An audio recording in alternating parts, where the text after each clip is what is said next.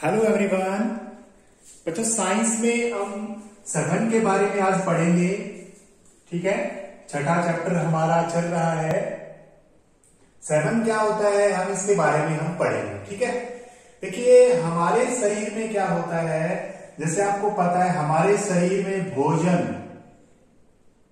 ठीक है, भोजन हो सकता है या फिर जो आपके निष्कासित पदार्थ हैं, निष्कासित यानी जो वेस्ट मटेरियल हैं उनकी बात करते हैं, या फिर हमारे शरीर में कार्बन डाइऑक्साइड है या हमारे शरीर में ऑक्सीजन है।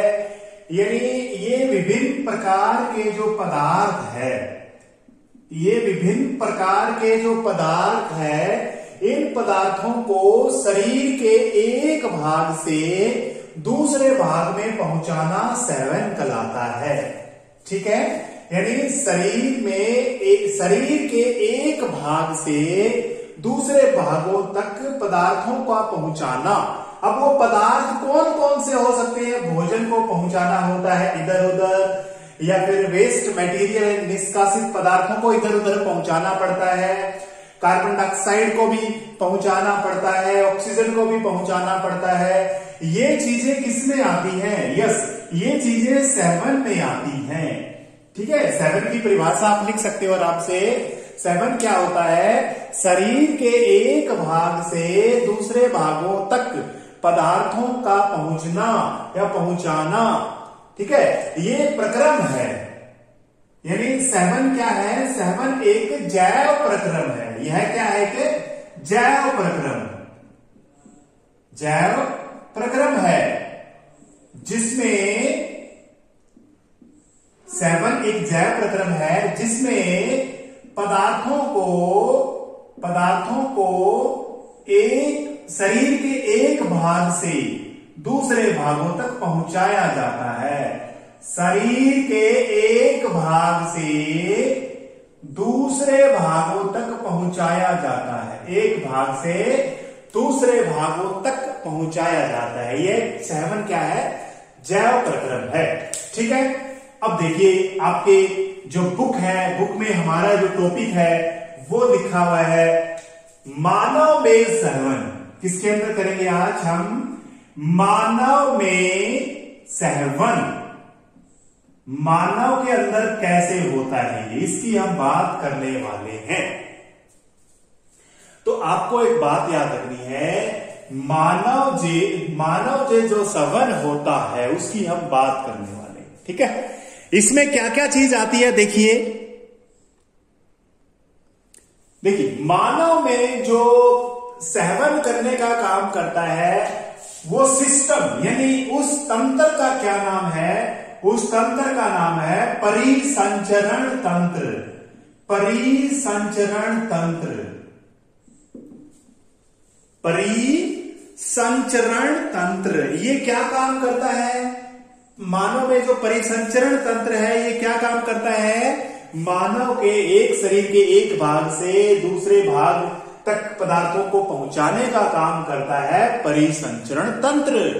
ठीक है, अब परिसंचरण तंत्र में क्या क्या चीजें आती हैं उसकी हम इसमें बताएंगे आपको कि क्या क्या चीजें आती हैं। यस, याद रखना है, इसमें आपका आता है हृदय,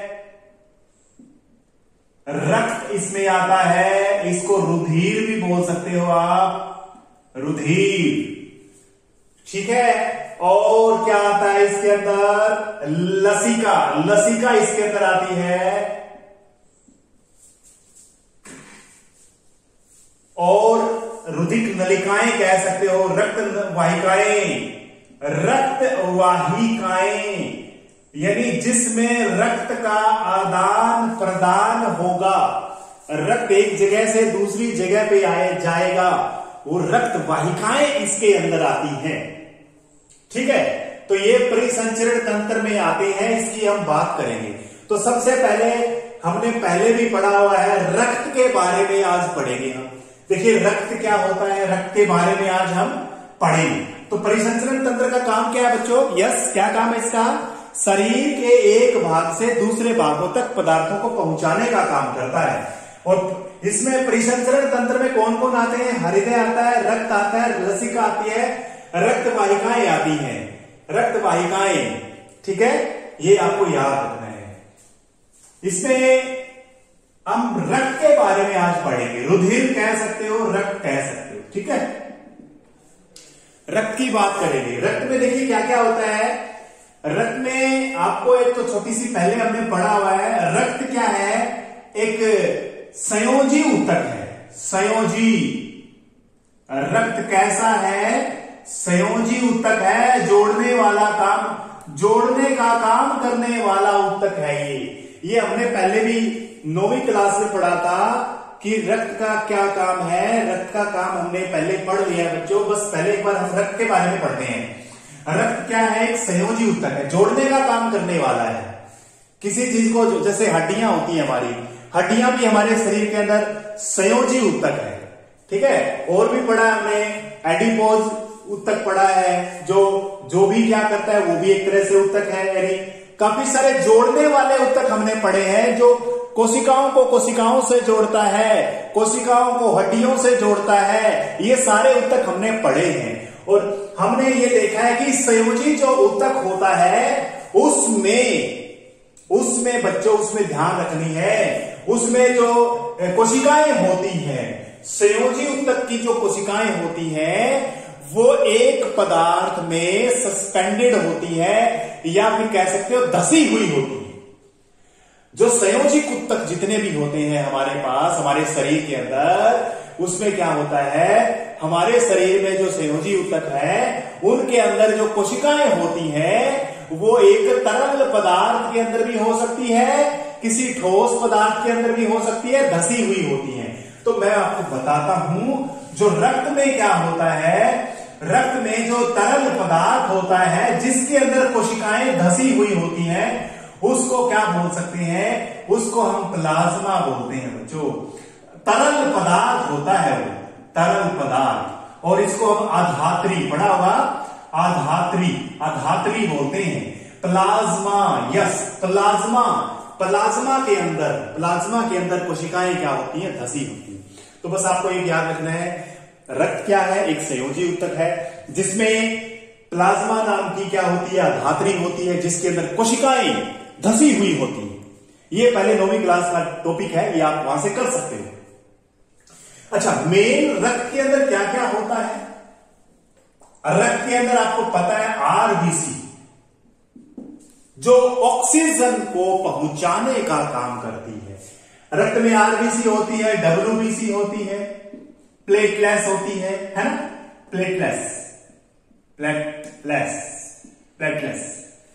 आरबीसी का काम क्या है, ऑक्सीजन को इधर से उधर पहुंचाने का काम करने का है आरबीसी का, ठीक है। डब्ल्यूबीसी आपको पता है, सोल्जर होते हैं, हमारे शरीर में जो रोगों से लड़ने का काम करते हैं। ये हमने 9वीं क्लास में पढ़ा है। बस एक बार आरबीसी का काम इसमें आपने चेक करना है कि क्या करना है। इसमें आरबीसी का काम है ऑक्सीजन को इधर उधर पहुंचाने का काम करता है। कौन, RBC. RBC very very important है यहाँ पर, क्योंकि हमने एक जगह से दूसरी जगह पे पहुंचाने वाला करना है काम। ये तो और कोई चीज है, लेकिन आरबीसी का मेन काम क्या है, आरबीसी का काम है ऑक्सीजन को इधर उधर पहुंचाना। आरबीसी का काम है रक्त के अंदर, ठीक है। ये हमारे पास आरबीसी हो गया, आरबीसी हमने कर लिया। अब देखिए इसके अंदर आगे क्या है, रक्त वाहिकाएं के बारे में आप पढ़ते हैं। रक्त वाहिकाएं बच्चों, हमारे शरीर में रक्त वाहिकाएं की मैं बात करने वाला हूं। हमारे शरीर में मेनली 2 प्रकार की होती हैं, तीसरा प्रकार भी होता है। चलो पहले 2 प्रकार की बात करते हैं। उसमें कौन कौन सी होती है, धमनी और शिरा। बच्चों वेरी वेरी इंपॉर्टेंट है ये, धमनी और शिरा। धमनी और शिरा, इनकी मैं बात करने वाला हूं, ठीक है। अब मैं इसको हार्ट के डायग्राम के हिसाब से मैं इसको कन्वर्ट करने वाला हूं। धमनी और शिरा का टॉपिक आज करने वाले हैं। देखिए बच्चों, ये हमारा हार्ट है, हमारा हृदय है, हमारा क्या है ये, हृदय। इसको सही लिख देता हूं, हमारे हृदय की बात करेंगे, पूरी डिटेल से करेंगे बच्चों। ये हमारे पास हृदय है, बस धमनी और शिरा में समझा रहा हूं। देखिए, जो भी रक्त की वाहिकाएं, रक्त की नलिकाएं हमारे हृदय में ब्लड लेकर के आएगी, यानी रक्त लेकर के आएगी, उसको हम शिरा बोलते हैं। क्या बोलते हैं? शिरा बोलते हैं। हमारे हृदय के अंदर जो रक्त को लेकर के आती है, बहुत सारे शरीर के भागों से, अलग अलग भागों से, जो हृदय के अंदर, हार्ट के अंदर जो ब्लड को, रक्त को लेकर के आएगी, उसको शिरा बोलते हैं। क्या बोलते हैं? शिरा बोलते हैं। यानी क्या बोलते हैं शिरा को? शिराएं शरीर के विभिन्न भागों से रक्त को हृदय तक पहुंचाती हैं। दूसरी बात करेंगे, जो दूसरी मैंने बात की थी, जो हृदय से शरीर के विभिन्न भागों तक, शरीर के विभिन्न भागों तक जो पहुंचाने का काम करती है, वो धमनी होती है। क्या होती है? धमनी होती है बच्चों। क्या होती है? धमनी होती है। तो एक बात आपको याद रखनी है, सभी धमनियों के अंदर एक धमनी को छोड़ करके, एक धमनी को छोड़ करके सभी धमनियों में शुद्ध रक्त होता है। कैसा होता है? शुद्ध रक्त होता है, एक धमनी को छोड़कर। जो एक धमनी को, हृदय का डायग्राम करेंगे ना, उसमें आपको सब कुछ बताएंगे आपको, ठीक है। वैसे फुफ्फुस धमनी होती है, वो फुफ्फुस फेफड़े वाली, फेफड़ों में जो लेके जाएगी ब्लड को, ठीक है। हृदय से जो ब्लड को फेफड़ों में लेके जाएगी, फेफड़ों में लेके जाएगी, फेफड़ों तक पहुंचाने वाली, फेफड़ों तक जो पहुंचाएगी, फेफड़े साफ करेंगे खून को। तो यानी साफ नहीं कह सकते हम उसको, ऑक्सीजन डालेंगे उसके अंदर। फेफड़े क्या करेंगे? उसको ब्लड के अंदर क्या करेंगे? ऑक्सीजन डालेंगे।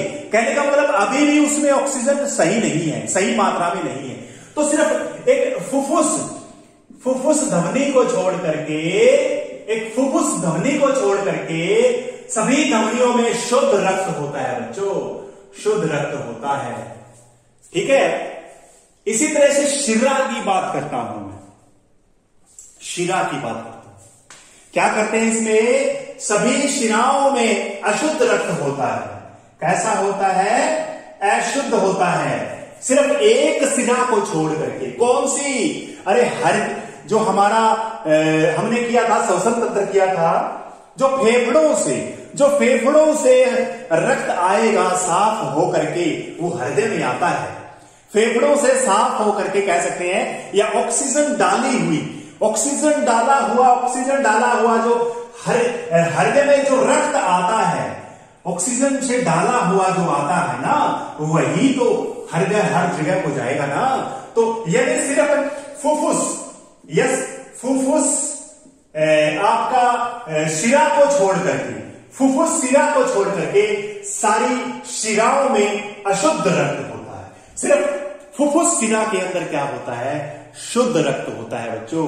फुफ्फुस शिरा में शुद्ध इसलिए होता है क्योंकि ये फेफड़े से निकल करके आई है। कहां से निकल के आई है? ये फेफड़े से, और फेफड़े से निकल के आई है, इसका मतलब उसमें ऑक्सीजन अच्छी मात्रा में है। चलो अब बच्चों में शुद्ध और अशुद्ध की बात मैं करता हूं।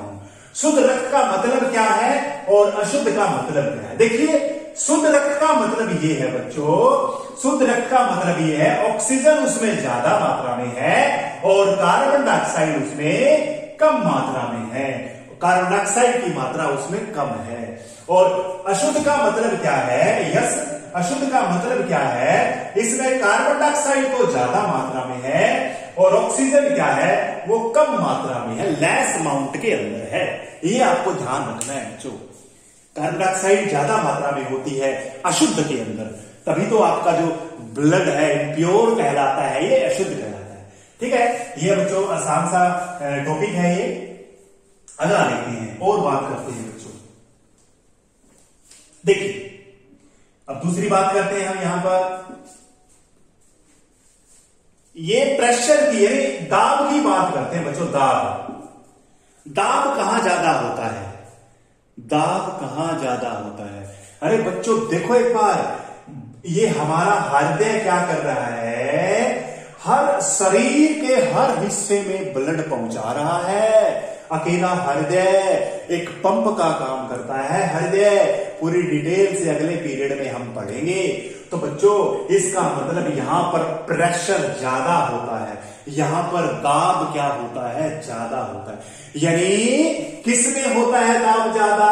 धमनियों के अंदर बच्चों, धमनी में दाब ज्यादा होता है और शिराओं में जो दाब है वो कम होता है, क्योंकि इसमें तो अलग अलग पार्ट से, अलग अलग शरीर के भागों से रक्त आता है, धीरे धीरे आएगा तो प्रेशर दाब कम होता है। लेकिन यहां से तो एकदम सारे शरीर में भेजना होता है, इसलिए यहां पर दाब क्या होता है? ज्यादा मात्रा में है। ठीक है। अच्छा, एक बात और याद रखिए बच्चों, जो धमनी होती है ना, यहां पर इनके वाल्व होते हैं। वाल्व देखिए आपने बच्चों, वाल्व क्या होते हैं? जैसे टुंटी को बंद करते हैं, जैसे घर में नली लगी हुई है, नल की टुंटी लगी हुई है, उसको बंद करने वाला सिस्टम होता है कुछ ऐसा ही। तो हमारी धमनियों में वाल्व होते हैं बच्चों। ये वाल्व क्यों लगे होते हैं? क्योंकि ये ब्लड वापस ना आ जाए, ऐसे ना आ जाए। ठीक है, इसलिए धमनियों में वाल्व लगे होते हैं और सिराओं में नहीं होते बच्चों, सिराओं में तो नहीं होते, धमनियों में लगे होते हैं। अच्छा, जिसकी दीवार की बात करें, इनकी दीवार मोटी होएगी या इसकी दीवार मोटी होएगी? आप बताओ। प्रेशर ज्यादा जहां पर होगा, यहां पर प्रेशर ज्यादा था, दाब ज्यादा था, तो धमनियों की जो दीवारें हैं वो मोटी होती हैं और इनकी दीवारें थोड़ी पतली होती हैं। इसकी दीवारें क्योंकि प्रेशर कम है बच्चों तो पतली होती है बच्चों। ठीक है, ये दीवारें क्या होती है? पतली होती है। ये एक तरह से आप इसको याद कर सकते हो। ठीक है, यानी ये आपका टॉपिक धमनी और शिरा वाला आप अपनी हेल्थ बुक से लिख सकते हो इसको, धमनी और शिरा में क्या अंतर है। ठीक है, और आज इतना ही करेंगे। थैंक यू बच्चों, हैव अ नाइस डे।